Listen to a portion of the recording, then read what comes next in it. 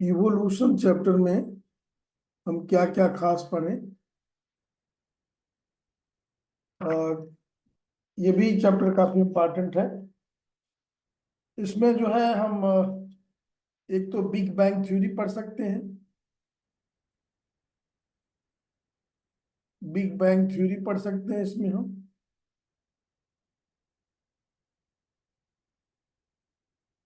इसमें हम Stanley Miller का एक्सपेरिमेंट पढ़ सकते हैं। इसको ध्यान से आप लोग देख लीजिए।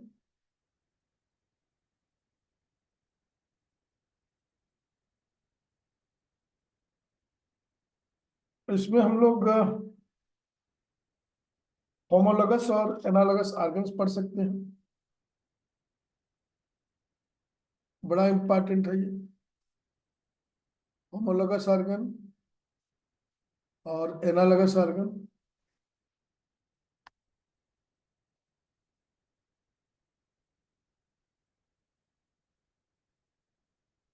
एनालोगस ऑर्गन दोनों बड़े इंपॉर्टेंट हैं। होमोलोगस ऑर्गन क्या मतलब है? ऐसे ऑर्गन्स जो डाइवर्जेंट इवोल्यूशन को रिप्रेजेंट करते हो। Divergent evolution.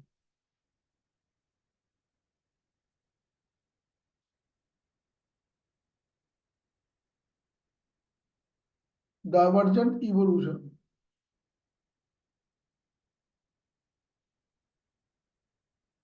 Divergent evolution means common ancestry. Common ancestry का क्या मतलब हुआ? कॉमन एंसेस्ट्री इसका मतलब एक कॉमन, ये इंडिविजुअल्स हैं, ये अलग अलग गए और अकॉर्डिंग टू द एनवायरमेंट इनमें अडाप्टेशन आ गया। तो इनमें जो organs, same organ different function करेंगे। कॉमन एंसेस्ट्री होगी। सेम ऑर्गन क्यों कह रहे हैं? क्योंकि उनका इंटरनल स्ट्रक्चर सेम होगा, एक्सटर्नल स्ट्रक्चर डिफरेंट होगा। जैसे हम बात करें केवल होमोलोगस ऑर्गन की, तो अगर हम हार्ट देख लें, हार्ट देख लें फिश का, हार्ट देख लें एम्फीबियंस का, हार्ट देख लें रेप्टाइल्स का, हार्ट देख लें बर्ड्स का, तो इन सब में हार्ट में कॉमन आपको मिलेगा। सब में वेंट्रिकल होगा, सब में एट्रियम होगा। फिश में एक वेंट्रिकल एक एट्रियम, एम्फीबियंस में दो एट्रियम एक वेंट्रिकल, रेप्टाइल्स में ये पार्सली वेंट्रिकल भी यहाँ डिवाइड हो जाता है, और बर्ड्स में दो एट्रियम दो वेंट्रिकल क्लियर कट। तो कॉमन एंसेस्ट्री है, सब में हार्ट में एट्रियम और वेंट्रिकल है। तो इस तरह का कहीं आपको दिखाई दे तो वो होमोलोगस ऑर्गन कहलाएगा।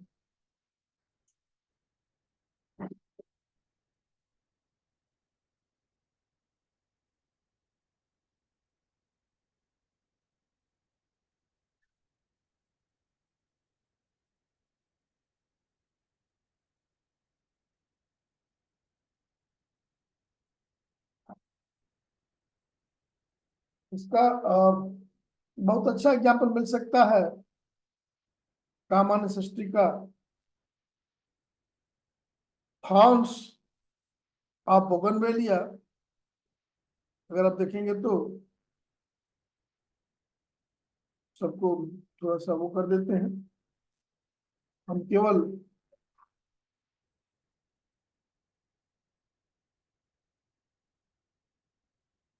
यूरोलॉगस की बात कर, होमोलॉगस की बात कर रहे हैं, तो आप बोगनवेलिया का प्लांट देखेंगे, इसमें यहाँ थॉर्न है और यहाँ लीव्स है, ये लीव्स है, ये थॉर्न्स है, कॉमन ओरिजिन है।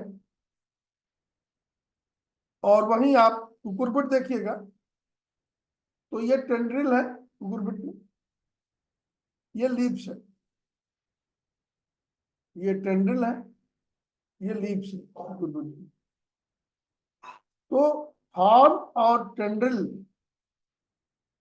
की ओरिजिन सेम है, but they have different function. यहां भी फंक्शन डिफरेंट है, ओरिजिन सेम है। तो ऐसा कहीं दिखाई दे आपको तो वो होमोलोगस ऑर्गेनिज्म में आएगा। जैसे आप फोर की बात कर लें, four of bird, four of horse, four of human being, ये होमोलोगस ऑर्गन्स है। Homologous organs means divergent evolution. फिर थोड़ा सा ध्यान दें, कन्वर्जेंट इवोल्यूशन, ये भी बड़ा इंपॉर्टेंट है। कन्वर्जेंट इवोल्यूशन, थोड़ा सा डायग्राम देख लें तो समझ में आ जाएगा। एंसेस्ट्री डिफरेंट है लेकिन फंक्शन सेम है।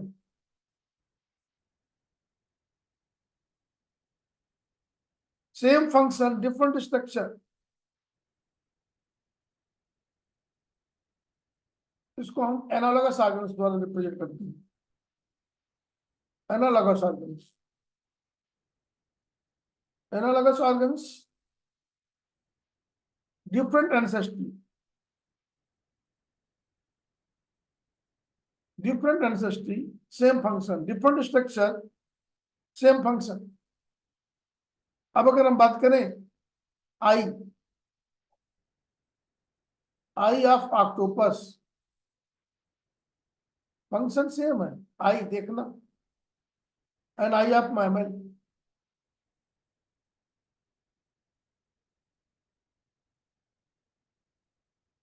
इनकी ओरिजिन डिफरेंट है।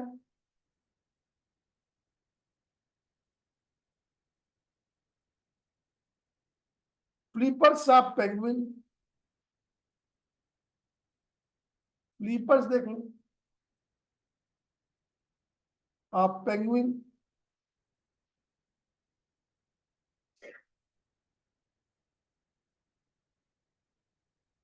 और फ्लीपर्स ऑफ डॉल्फिन, डॉल्फिन। ये एनालॉगस ऑर्गन्स है, ये याद रखना पड़ेगा कम से कम आपको। ये कभी कभी कई होमोलोगस एनालॉगस ऑर्गन्स एक साथ मिला के दे दिए जाते हैं, तो ये एनसीईआरटी के बुक के अनुसार कम से कम उसको देख लें। थॉर्न एंड टेंड्रिल, ये कई बार पूछा गया है, जो होमोलोगस ऑर्गन्स है। तो होमोलोगस और एनालॉगस ऑर्गन ये इवोल्यूशन में आ सकता है आपको। एडाप्टिव रेडिएशन बहुत ज्यादा पूछा गया क्वेश्चन हो सकता है। एडाप्टिव रेडिएशन,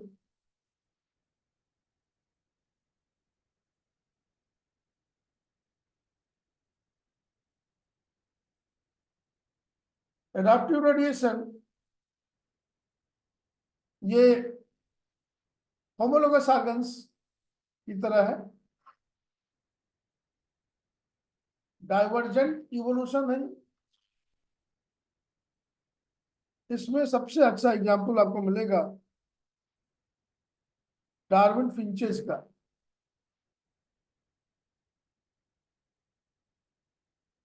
डार्विन फिंचेस ये गैलापागोस आइलैंड में जो छोटे छोटे आइलैंड मिले, सब में जो बर्ड्स मिली उनके बीच में थोड़ा थोड़ा परिवर्तन दिखाई दिया। क्यों? Due to different feeding different habitat, सभी वीक ही हैं। तो Darwin finches provide best example of adaptive radiations. These finches, these birds, they originated from one bird and get modified according to feeding habits. इसमें आप feeding habits के अनुसार change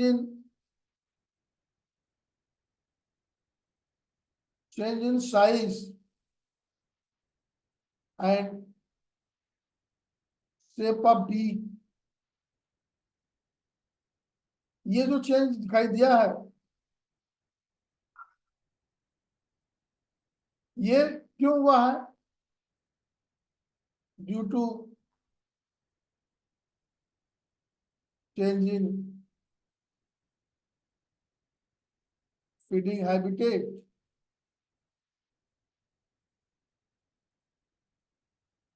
तो ये एडाप्टिव रेडिएशन पूछ सकता है आपको, डार्विन फिंचेस के आप डायग्राम बना सकते हैं, दिखा सकते हैं।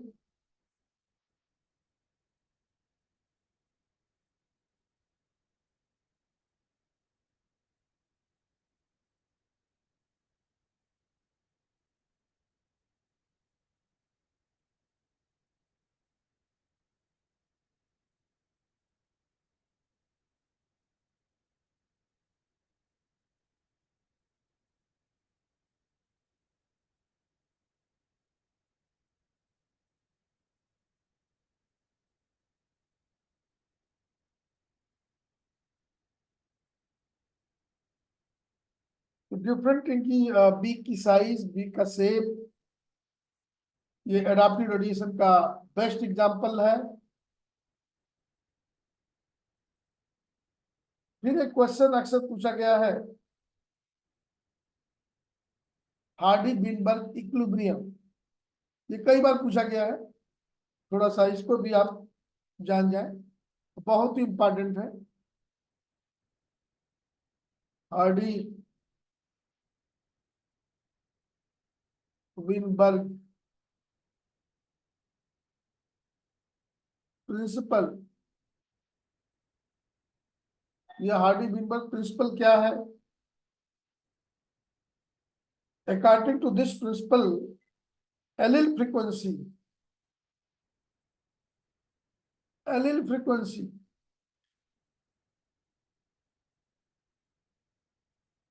in a population are stable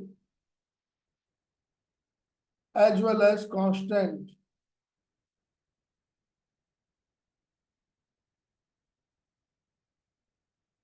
from generation to generation. From generation to generation. Allelic frequency remain stable from generation to generation. And it will remain constant. This is called genetic equilibrium. This is called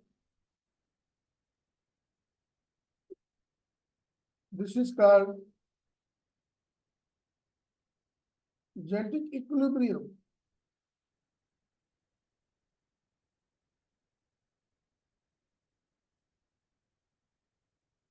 Sum total of all allelic frequency is 1. अब उसको example लेके समझा रहे हैं।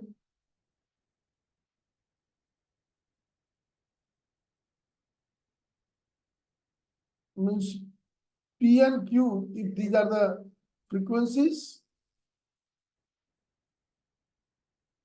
then P plus Q is equal to 1.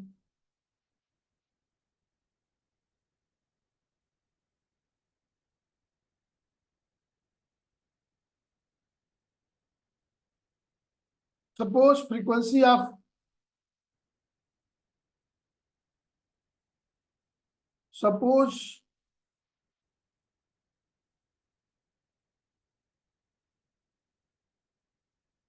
frequency of P is A and for Q is small a.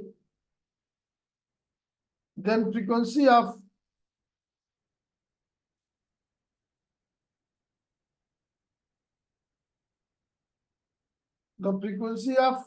deployed individual AA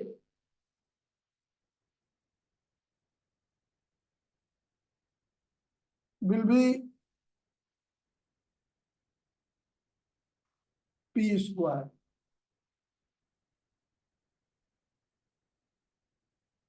क्यों, ऐसा क्यों?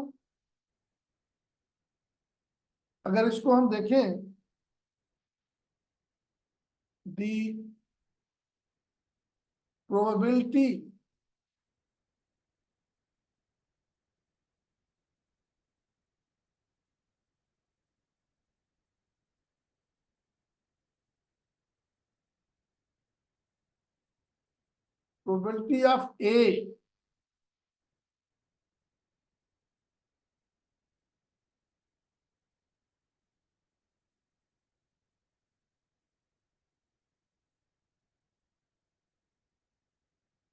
of A with frequency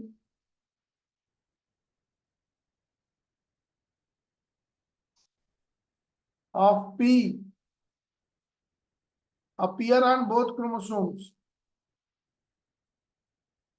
appears on both chromosome, क्योंकि डिप्लॉयड इंडिविजुअल है तो 2 chromosome होंगे।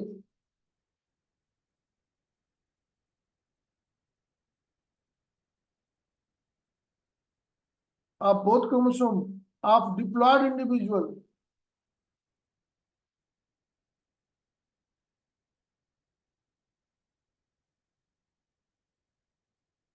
is simply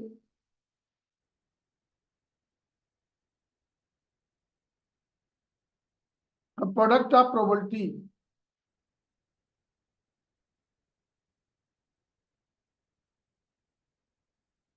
of probabilities।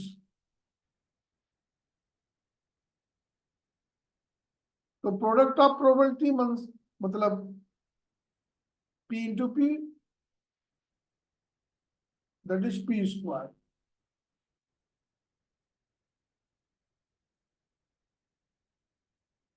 इसी तरह से हम देखें द प्रोबेबिलिटी ऑफ ए की क्या होगी frequency, it will be Q square. A और ए की क्या होगी, इट विल बी 2PQ। तो हम सम कर दें,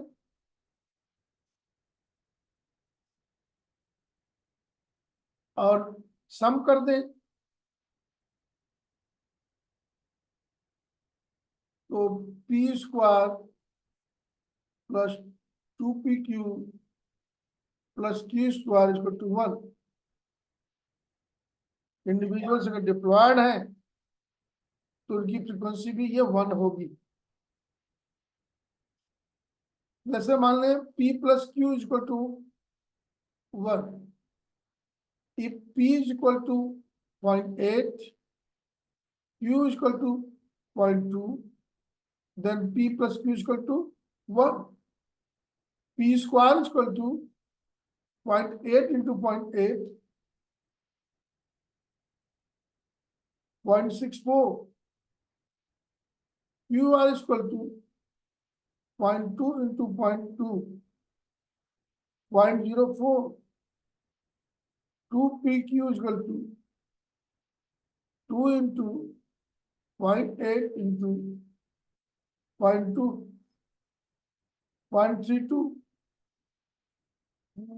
means P square plus 2PQ plus Q square is equal to 0.64, 0.04 plus 0.32।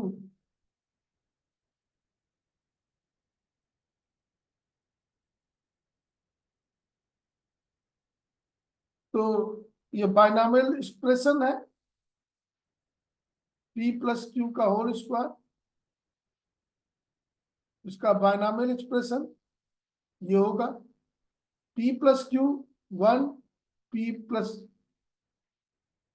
p square plus 2 p q plus q equal to also 1।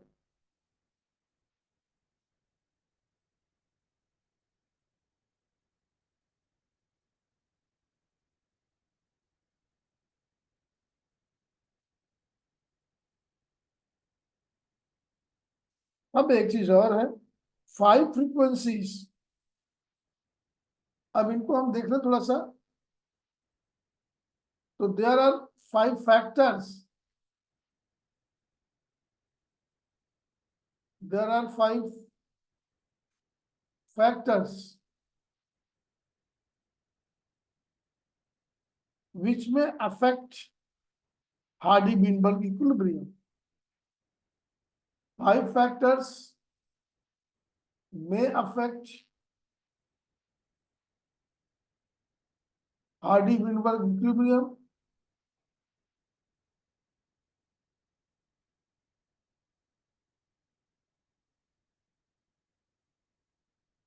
ये आपको ज्यादा समझाना है।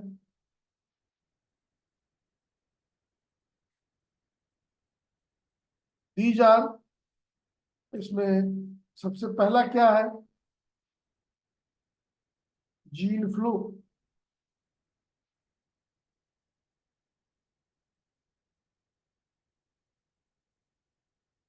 दूसरा क्या है, जेनेटिक ड्रिफ्ट।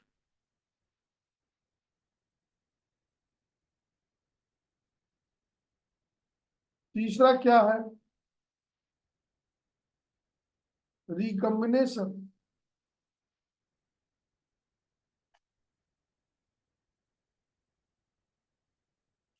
चौथा क्या है,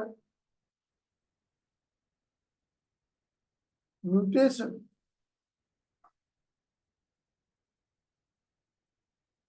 और पांचवा क्या है, natural selection.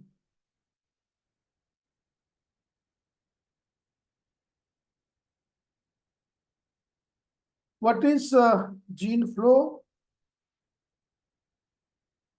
It is migration of population.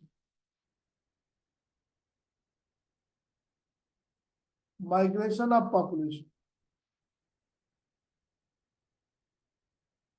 So if certain individuals are migrated permanently, then gene frequency changes in both the population. ये एक पॉपुलेशन है, दूसरा पॉपुलेशन ये है, माइग्रेशन हो रहा है, तो gene frequency of both the population will change. Gene frequency of both population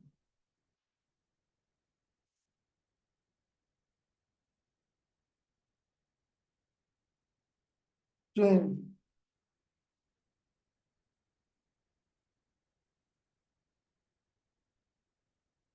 कुछ में, some में gene will be added या gene will be deleted।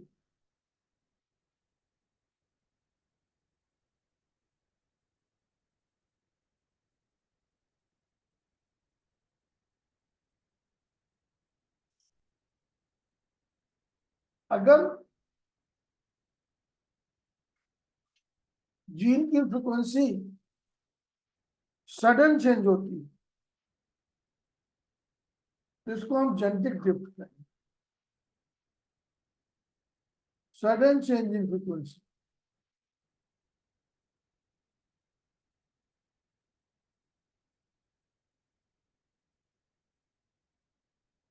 अब ये सडन चेंज क्यों होगा, क्योंकि sudden death of the majority of the individual, sudden death of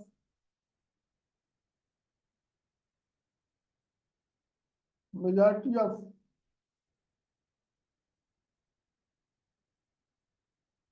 population individuals.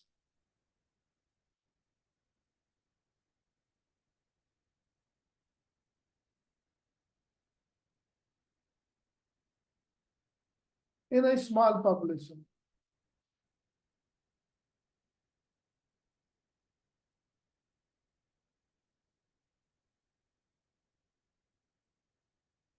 Due to any natural reason, वो नेचुरल रीजन फ्लड हो सकता है, अर्थक्वेक हो सकता है, कोई डिजीज हो सकती है। तो if there is a sudden change in frequency, ये सडन चेंज क्यों होगा? Due to sudden death of majority of the population. इससे क्या होगा? इससे जो पॉपुलेशन बचेगी वो पॉपुलेशन आगे फ्लरिश करेगी, इससे आपको फाउंडेशन इफेक्ट मिलेगा।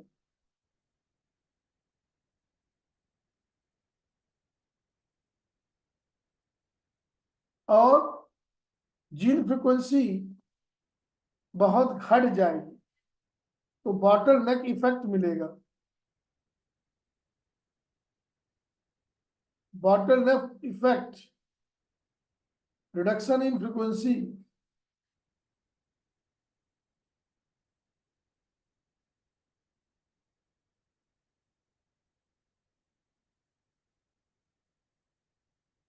जैसे मान लीजिए ये बॉटल है, इस बॉटल में 10 प्रकार की 10 टाइप्स की कोई चीजें हैं, तो इस बॉटल से केवल 2 प्रकार की चीजें बाहर निकलेंगी।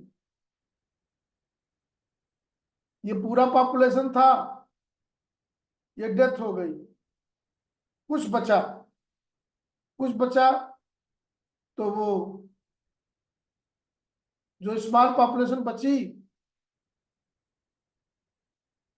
वो स्मॉल पॉपुलेशन फाउंडेशन होगी, फाउंडेशन फाउंडेशन इफेक्ट होगा, तो 10 टाइप में से 2 टाइप बच गई। अब जो नया पॉपुलेशन होगा ये 2 टाइप्स का होगा, तो ये न्यू पॉपुलेशन को हम फाउंडेशन इफेक्ट कहेंगे। और फ्रीक्वेंसी घट गई, इसको हम बॉटल नेक इफेक्ट कहेंगे। जेनेटिक ड्रिफ्ट ये है। रिकॉम्बिनेशन से भी चेंज होता है, म्यूटेशन से भी चेंज होता है।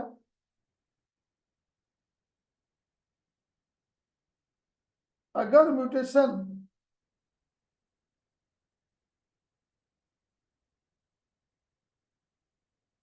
किसी काम का है, यूजफुल है, एडवांटेज जैसा है, तो जरा इस म्यूटेशन में बात करें।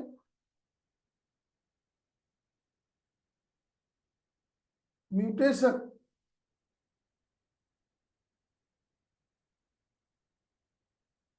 तो if mutations are pre-existing, pre-existing advantages,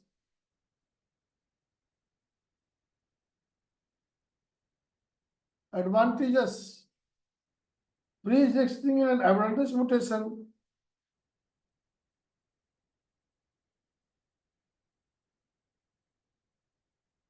these are selected, only these are selected. Pre-existing advantage mutations, generally they are selected, and if they will be selected, then new phenotype will develop.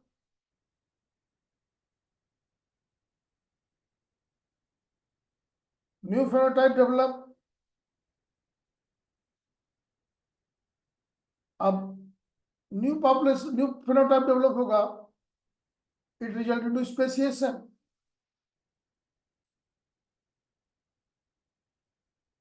It result into speciation, formation of new species. और तो इस तरह से देखें how mutation occurs, how mutation affects the frequency. Actually, those mutations which are useful, they are called pre-existing, and they are selected, and as a result, new phenotype will develop, speciation will occur, new species will develop.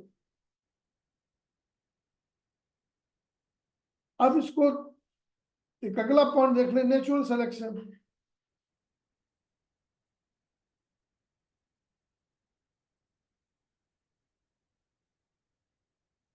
तो natural selection में क्या होना है, जो changes आ रहे हैं, heritable variations, inheritable variations,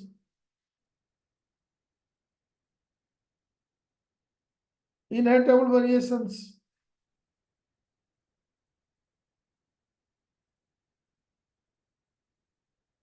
ये क्या करते हैं, enabling better survival, they enable better survival.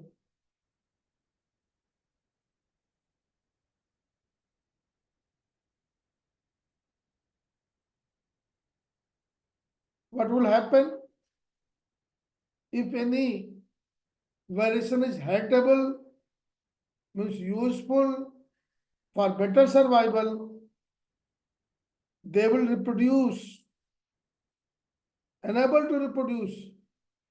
Such variations are enabled to reproduce by nature, enable to reproduce. If they will reproduce, then they will leave greater number of progeny.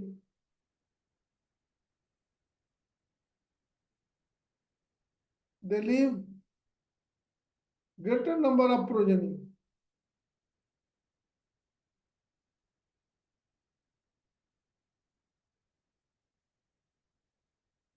In this way, natural selection operate,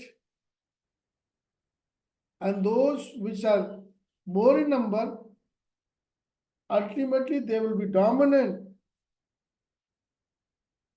and in this way population will change. तो natural selection में क्या होता है, heritable variations, the individual with better survival, they will enable to reproduce more, and they will leave greater number of progeny. अब प्रश्न उठता है, variation कैसे उत्पन्न होगा।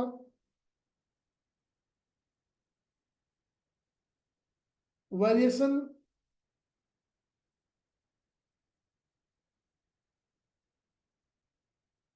के उत्पन्न होने के कई कारण हैं। वेरिएशन ड्यू टू म्यूटेशन हो सकता है,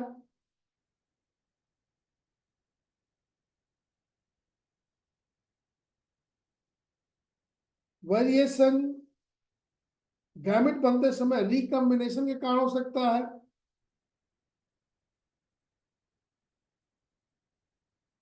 रिकॉम्बिनेशन ड्यूरिंग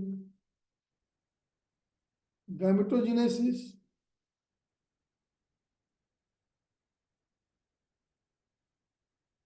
ये जीन फ्लो के कारण भी हो सकता है variation,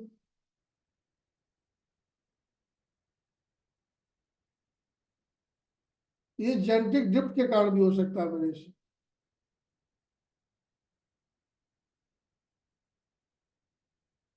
variation it is due to, it may be due to mutation, और म्यूटेशन में क्या हुआ, change in structure of DNA,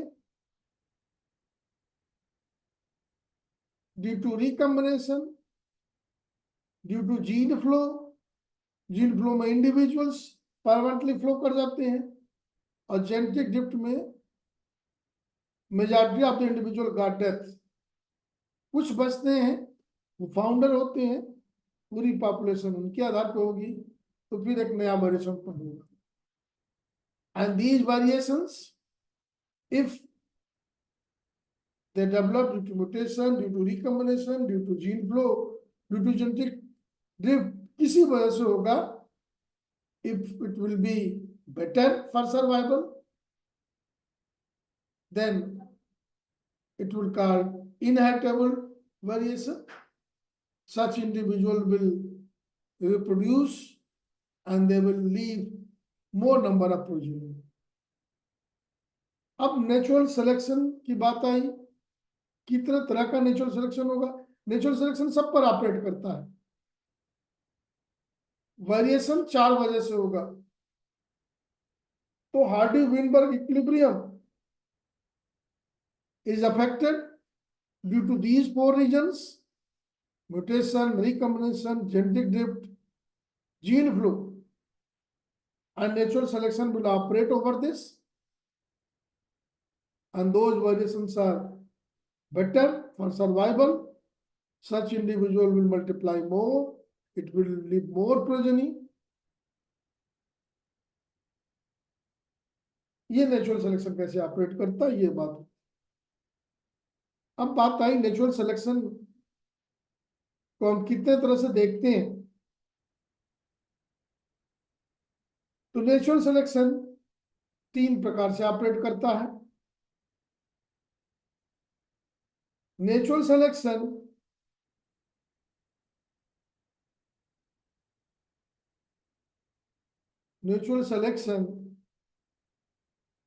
can lead stabilization. Natural selection से स्टेबलाइजेशन हो सकता है। कब? ये तब हो सकता है, इट विल हैपन कब? when more individuals acquire mean character. More individual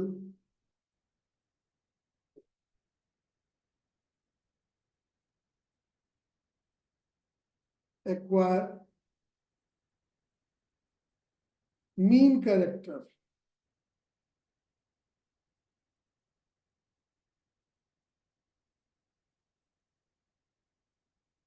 जब ऐसा होगा तो ये जो ग्राफ है, मीन कैरेक्टर जब सेलेक्ट होगा तो पीक इसकी हाइट ज्यादा हो जाएगी, ये नैरो हो जाएगा। तो इसको हम बोलेंगे स्टेबलाइजिंग नेचुरल सिलेक्शन। पहला है natural selection can lead stabilization. ये कब होगा? जब most of the individual acquire mean character. It may be directional. Natural selection can lead to directional change. दूसरा पॉइंट हो सकता है natural selection can lead directional changes.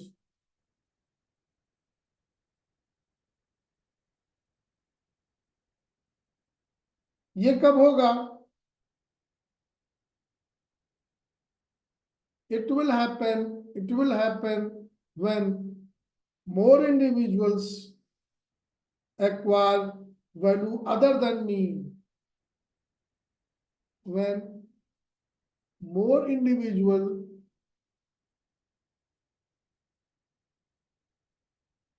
acquire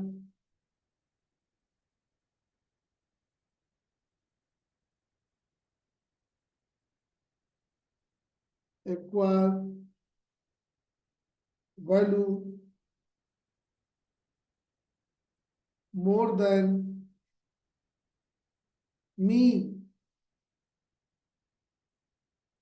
mean से ज्यादा वैल्यू एक्वायर करें तो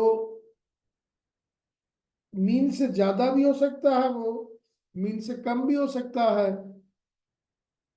तो अगर ऐसा होगा, ये मीन है, ये मीन वैल्यू है, अगर ज्यादा इंडिविजुअल मीन वैल्यू से ज्यादा एक्वायर करते हैं तो ग्राफ ऐसा हो जाएगा। ये न्यू ग्राफ है, इसको बोलेंगे डायरेक्शनल चेंजेस, इसको बोलेंगे स्टेबलाइजिंग, जब मीन वैल्यू चेंज नहीं होगी। और तीसरा हो सकता है, ये बड़ा इंपॉर्टेंट है, इसको एकदम ध्यान देखिए। तीसरा हो सकता है डिसरप्टिव नेचुरल सिलेक्शन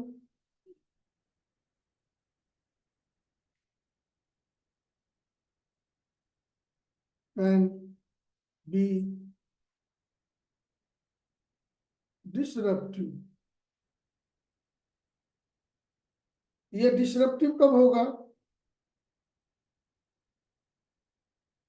ये तब होगा when more individuals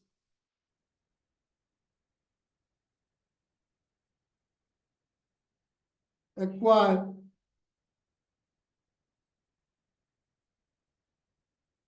peripheral character value,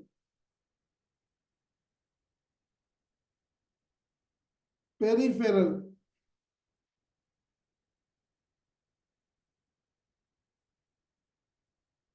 peripheral value on both side।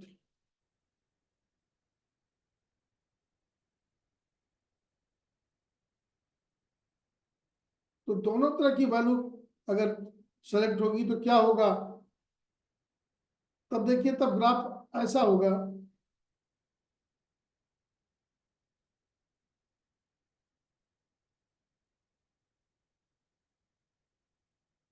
ये ग्राफ है, ये मीन वैल्यू पहले थी, अब मीन वैल्यू, अब जो इंडिविजुअल से पेरिफेरल वैल्यू सेट कर रहे हैं तो इंडिविजुअल ऐसे हो जाएंगे। तो दो पीक बनेगी यहां पर, a peak, b peak.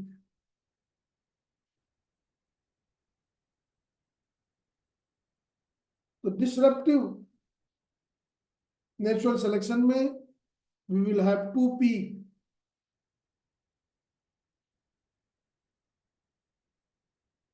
Directional में वन पीक, स्टेबलाइजिंग में नैरो पीक, ये नैरो पीक है।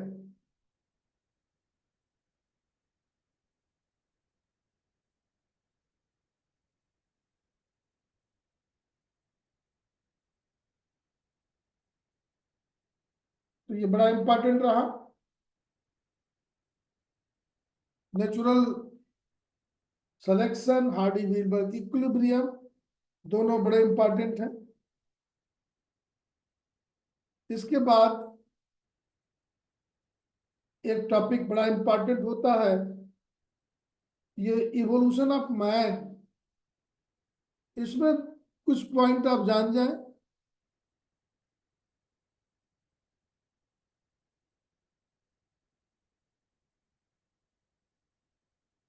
तो याद रहेगा। जैसे ड्रायोपिथेकस और रामापिथेकस,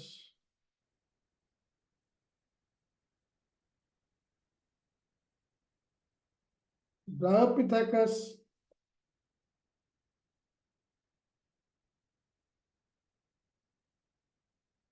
और रामापिथेकस, ये दो नाम याद रखें। ये कब के लिए है? 15 million year ago, 15 million year ago में जब एंसेस्टर्स मिले, वो रामापिथेकस और ब्राहपिथेकस थे। रामापिथेकस जो है, अगर इसकी बात करें तो ये मोर मैन लाइक है,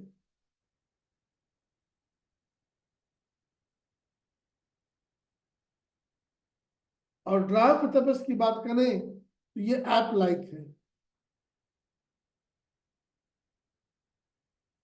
ये बड़ा याद करने की चीज है।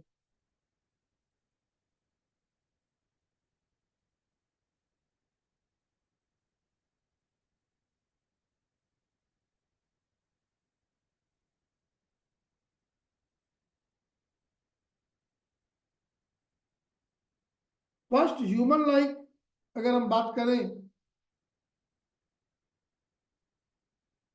फर्स्ट ह्यूमन लाइक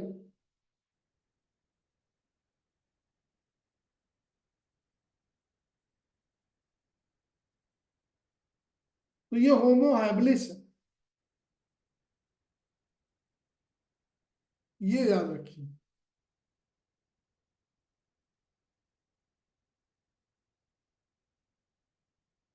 इनकी जो ब्रेन कैपेसिटी थी सबसे कम थी,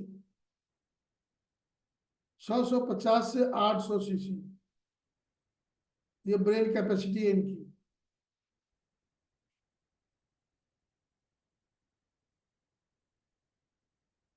तो होमो हैबिलिस होमो कैटेगरी का सबसे पहला, और इसके बाद होमो इरेक्टस,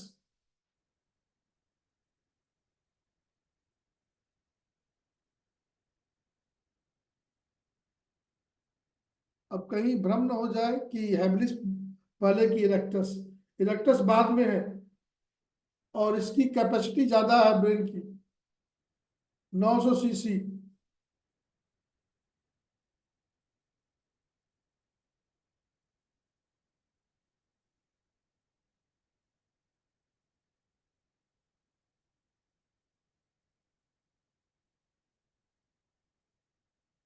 होमो हैबिलिस की बात करें तो एक बात ये भी जानेंगे, they did not eat meat, इनकी बात करेंगे, डिड नॉट ईट मीट, ये बहुत काम की चीज है इससे जुड़ा हुआ।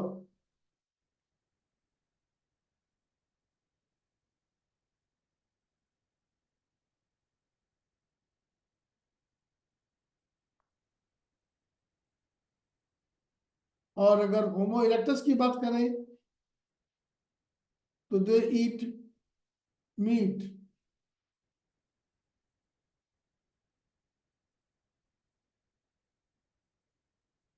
और बाद में इनकी ब्रेन कैपेसिटी बढ़ी। फिर निएंडरथल मैन आए, अगर इनका क्रम से नाम याद है तो कम से कम इसमें ही बहुत काम हो जाएगा।